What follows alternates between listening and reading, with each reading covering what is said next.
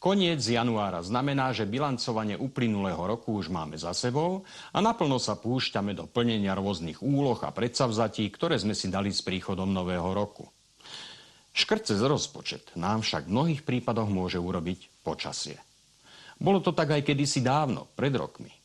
Mimoriadne zložitý bol napríklad rok 1979.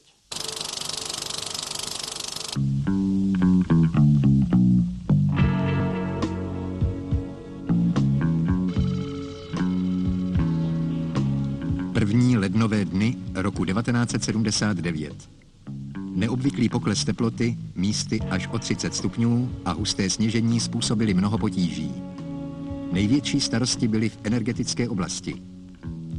Jindy protéká vaňovským překladištěm mohutný proud mosteckého uhlí do opatovické a chvaletické elektrárny, ale Labe pod Střekovem se proměnilo ve změť ledových bariér.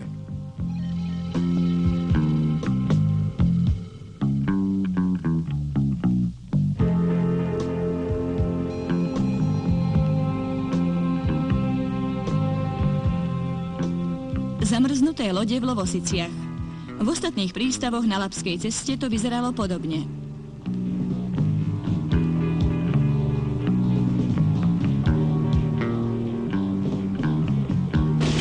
Největší bitva se odehrávala v uhelných pánvích pod Krušnými horami.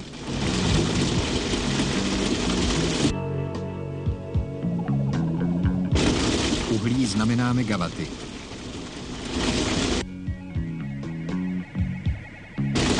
Uhlí znamená teplo a světlo.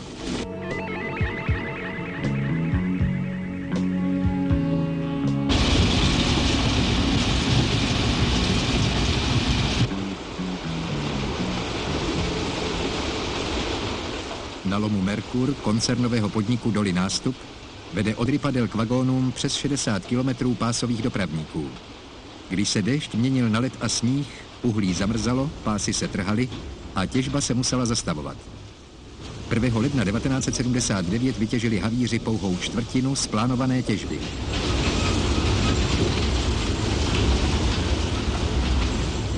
Takto neveselo sme boli informovaní o situácii v Čechách. A ako to vyzeralo v rovnakom období u nás na Slovensku.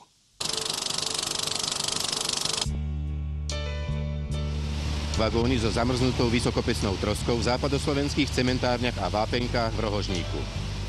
Dvere vagónov a zmrznuté substráty uvoľňujú horúcou parou, vháňanou do nich cez otvory oceľových rúr tvaru T. Toto zariadenie, ktoré sa ukázalo ako najúčinnejšie, navrhli súdruhovia Pavol Vašek a František Štok a zhotovili pracovníci údržby koľajovej dopravy. Celkové týmto spôsobom bolo rozmrazených a vyložených 154 voznových jednotiek. Každá zložitá situácia i táto nesie so sebou celý rad mimoriadne dobrých nápadov a zvýšenú pracovnú iniciatívu.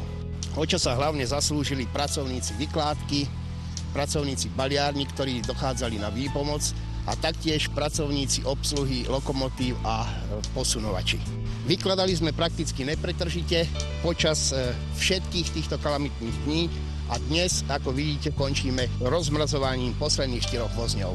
Takže teraz v najbližšej budúcnosti už budete vozne vykladať priebežne, ako budú dochádzať. Je to naším cieľom, aby sme prakticky vykladali železničné vozne tak, ako dochádzajú a na čas, aby sa mohli vrátiť do obehu a takto slúžiť ďalej potrebám národného hospodárstva. V súčasnosti pri ustálených nízkych teplotách zamrzanie vagónov nehrozí. No zima nás môže prekvapiť ďalšími výkyvmi teplôt. A preto v kombináte Záhorie zakryjú vagónovými plachtami aj z bokov kryté kolajisko, aby rozmrazovanie vagónov bolo ešte účinnejšie a intenzívnejšie. V roku 1979 bol problémom najmä krutý mráz. Ale ani v iných rokoch to nebolo jednoduché. Keď sa k mrazu pridá aj veľké sneženie, situácia sa stáva takmer neriešiteľnou. Keď v Bratislave zamrzne Dunaj, vtedy je už zima naozaj prituhá. Nakopené ľady však upozorňujú, treba sa zavčasu pripraviť aj na prípadné následky mrazov. Včera si zima zle zahrala aj v západoslovenskom kraji, najmä v okolí Bratislavy. Mnoho aut odpočívalo takto na cestách už od včerajšieho popoludnia. Niektoré porúchané, iné zaviaté. Iba dnes, keď prestalo snežiť, ustal aj výchor a pluhy prerazili cesty v okolí mesta, majitelia sa vracali k svojim vozidlám. A koľky sa takto vracali z nedeľného výletu, hoci im už domov chýbal hádam iba kilometer.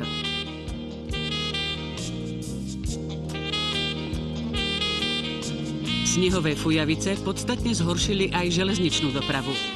Vlaky, ktoré nemohli prechádzať bratislavskou hlavnou stanicou, zostali všetky v Rači a stanicu úplne zatarasili.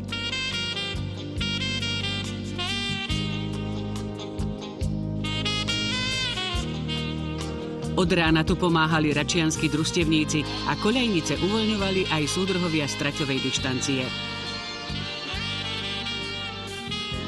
Nužele, vyťahovať zaviaté vlaky nie je žiadna maličkosť. Na východnej stanici uvoľňovali kolejištia brigádnici z bratislavských závodov, najmä však príslušníci armády.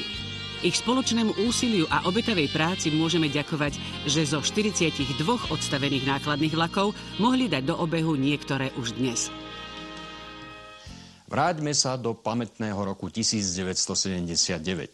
Januárové počasie totiž situáciu čoraz viac komplikovalo, najmä na severozápade Čiech. Na mnohých miestach ľudia bojovali ozajstný zápas o tony uhlia, o megawaty pre výrobu, o teplo a svetlo domova.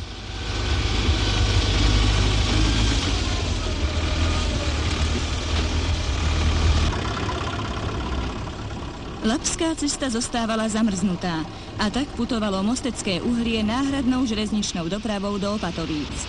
Medzi Opatovickou a Chvaletickou elektrárňou sa vytvoril uholný most.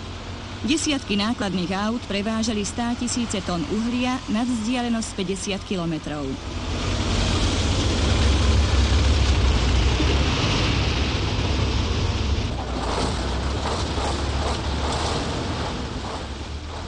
Zima ukázala svou sílu, lidé svou vůli.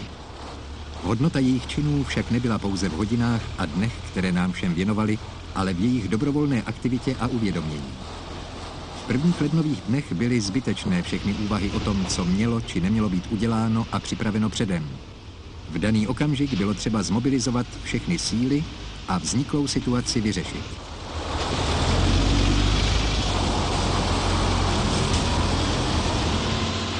Auto za autom, tona za tonou. Neprestajne po celých 24 hodín sa plnili skládky elektrárne v Chvaleticiach. Po mokrých či zľadovatených cestách prevážali vodiči 8 000 tón uhlia denne.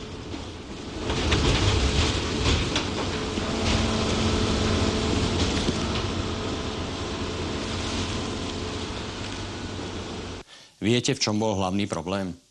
Pri výstavbe Chvaletickej elektrárne sa počítalo s dopravou uhlia hlavne vodnou cestou. Bolo splávnené Labe od Mielníka a vybudovaný Chvaletický prístav. Zamrznuté Labe však znamenalo boriť sa s ďalšími problémami. Na Dunaji túto situáciu už pred rokmi riešili ľadoborce.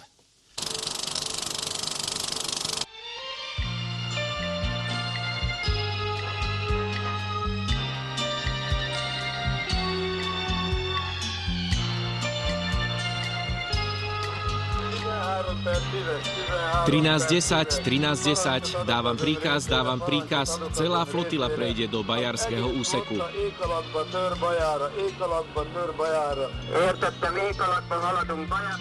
Rozumel som. Smerujeme na Baju s celým útvarom. Poslúchli sme príkaz Krajskej vodnej správy a nastúpili pri Serelembáte v Maďarskej ľudovej republike so všetkými juhoslovanskými a maďarskými odborníkmi na kapitánsky čln, aby sme sa zúčastnili na prvom spoločnom manévri pokorenia Dunajských vôd. K akciám v 170. kilometri na maďarsko-juhoslovanskom území, kde ľady zahátali Dunaj.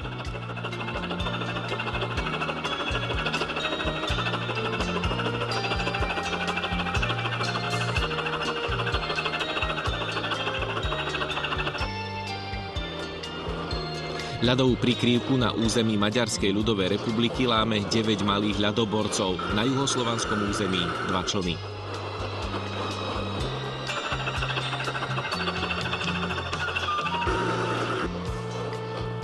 V okolí Bája v Juhoslávii na úseku 5 kilometrov vznikla až 5 metrov hrubá ľadová prekážka. Od Fajzu na maďarskom území až po hranice Juhoslávie vytvorili lode súvislý kanál, ktorý stále udržujú.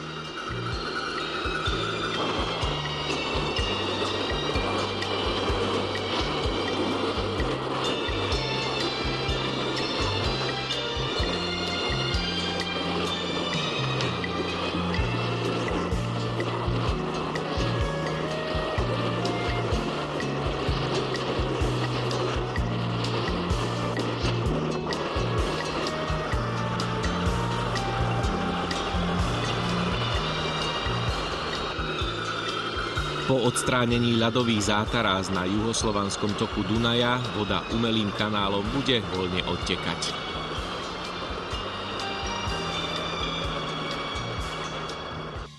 Naši rodičia a starí rodičia občas spomínajú, že terajšie snehové kalamitky sú slabota oproti tomu, čo bolo pred rokmi.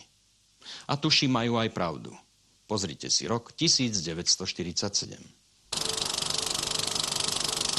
Ročný sneh spôsobil nesmierne škody najmä na vidieku. Všetká doprava viazla.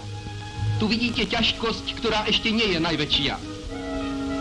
Československo-rakúska hranica je zaviata snehom, ale pohraničná stráž drží stále službu.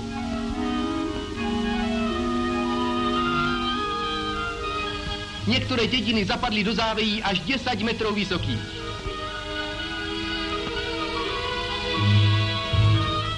Obyvatelia si museli zrobiť tunely vo snehu, aby mohli vôbec opustiť domovy.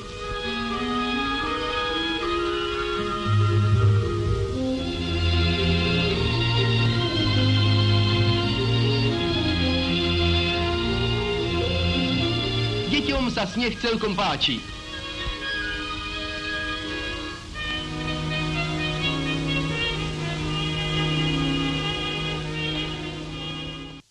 Tak tomu sa povie riadna sánkovačka, priamo zo strechy domu.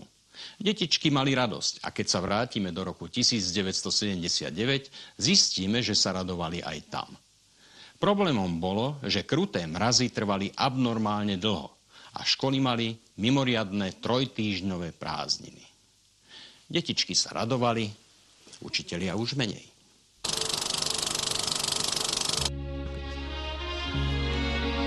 Predĺženie prázdnin urobilo nemálo starostí najmä učiteľom. Výchovno-vzdelávací proces je mimoriadne náročný.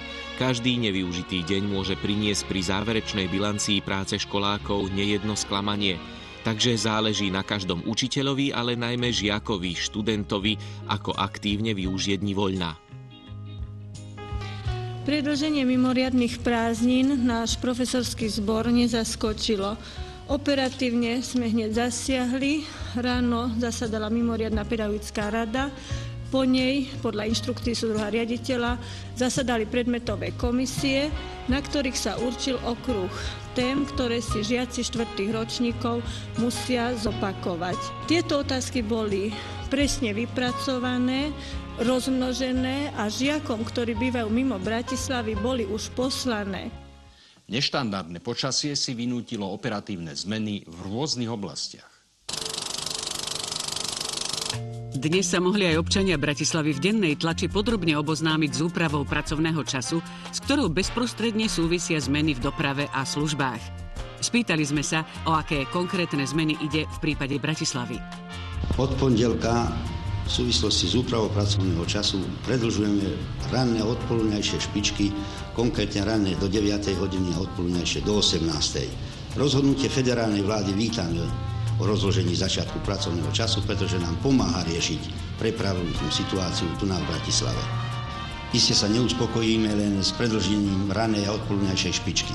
Dopravu budeme sledovať, najmä pokiaľ ide o prepravu detí, žiakov, študentov, prepravu z nových sídlisk a samozrejme i prepravu detí po 18. hodine z predškolských zariadení. Obrovské snehové záveje sme už dnes videli. Boj s nimi predstavuje naozaj tvrdú robotu. Uvedomili ste si však, že jej nasnímanie znamená riadnu fušku aj pre spravodajský filmový štáb?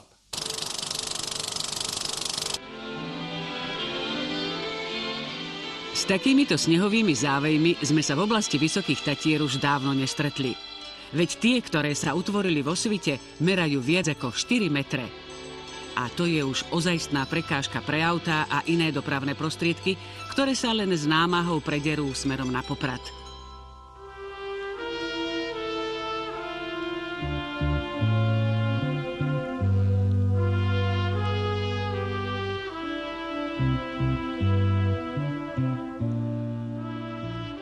Železničnú stanicu Štrba to postihlo najviac. Tu úplne zavialo koľaje, takže jedine vďaka účinnej pomoci príslušníkov našej ľudovej armády, pracovníkov železničnej údržby v Poprade, ako aj obyvateľov okolitých obcí, sa podarilo uvoľniť zo závejov celé vlakové súpravy.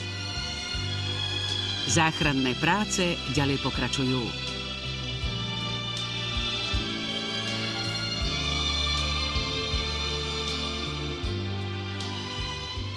Sneh a mráz spôsobujú, ako sme videli, dosť starosti.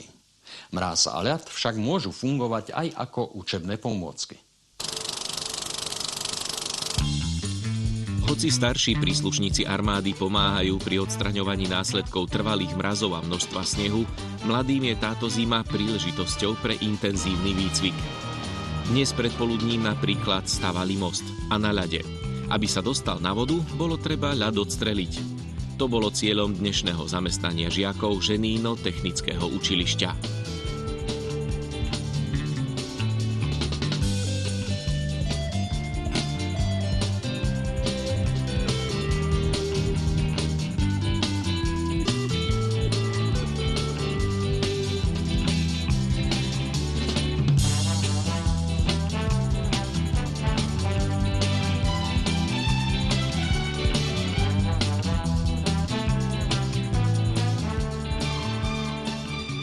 Najprv skúška účinnosti na 50 cm ľade, potom opäť trhavinami uvoľnenie otvorov pre položenie náloží a nasledoval odstrel.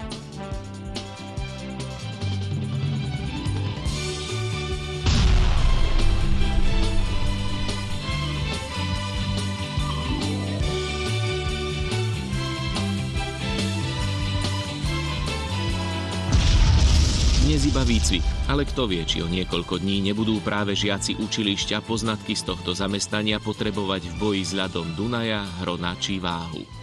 Keď sme už pri Dunaji, pozrite si, že v jeho zákutiach sa pred rokmi napriek snehu a mrazu pracovalo 106. Dunaj, naša najväčšia vodná magistrála. Dnes sa po jej hladine neplavia oceľové kolosy, lode, ale tisícky kubíkov ľadu. Zima tu zastavila život. O to rýchlejšie pulzuje pracovný elán v nedalekom lesnom poraste. Cesty aj po zamrznutom mŕtvom ramene Dunaja skrývajú veľa nástrah. Nuž a to sme už vlastne v rajóne lesného závodu Palkovičovo, kde pracovná skupina Floriána Kozmera deň čo deň reže dunajských velikánov. Ich drevo je vyhľadávanou surovinou v drevospracujúcom priemysle.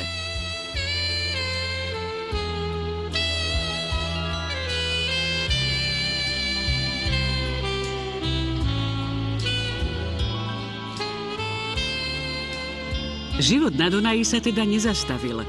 Pravda, o ten, čo sa nachádza pod silnou ľadovou vrstvou, treba bojovať.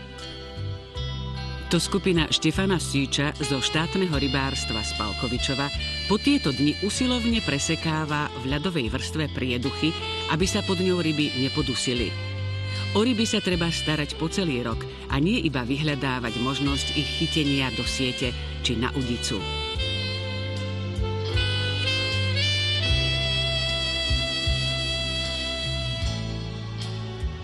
A ešte jednu zaujímavosť sme vám priniesli z našej potulky po Dunaji. 5-členná skupina Michala Feketeho aj po tieto dni skúša svoje šťastie v chytaní rýb pod ľadom. V tvare kruhu vyrúbe malé okienka, cez ktoré potom navlečú na drevených tyčiach upevnenú sieť a túto po spojení vytiahnu. Nuž, ako sa možno presvedčiť, aj takto sa dajú chytať ryby. Podľa plánu ich majú na 170-kilometrovom dunajskom úseku chytiť len pracovníci štátneho rybárstva tento rok 680 metrákov.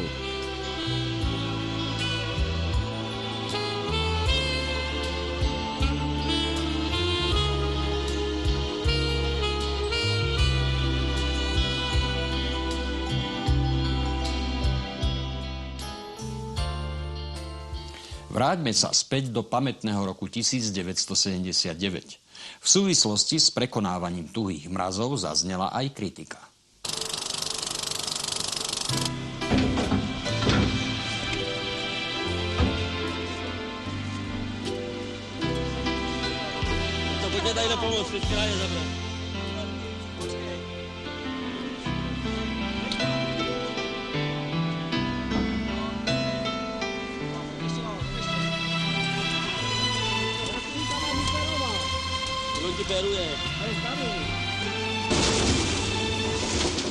V prvých dňoch januára bojovali ľudia na mnohých miestach skutočný zápas. No bojovali nielen s počasím, ale aj s vlastnými chybami a nedostatkami. V týchto mimoriadnych podmienkach sa jasne ukázalo, že náš strojársky priemysel je dlžný baníkom kvalitnejšie rýpadlá, rýchlejší servis a včasné dodávky náhradných súčiastok. Železničná doprava by mala dať viac vagónov a aj vedúci pracovníci na úseku ťažby uhlia majú čo zlepšovať vo svojej práci.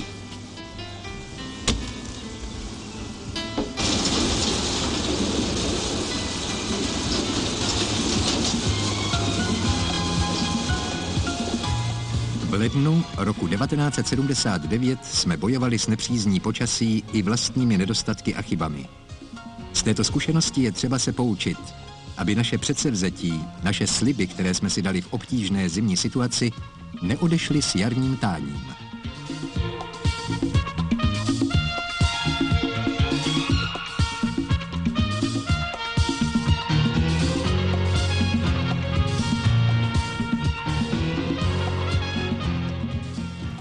Po kritike bude aj pochvala. Je až neuveriteľné, že v tých skutočne ťažkých časoch začiatkom roku 1979 sa dokázali zrodiť aj pracovné rekordy. A nehociaké.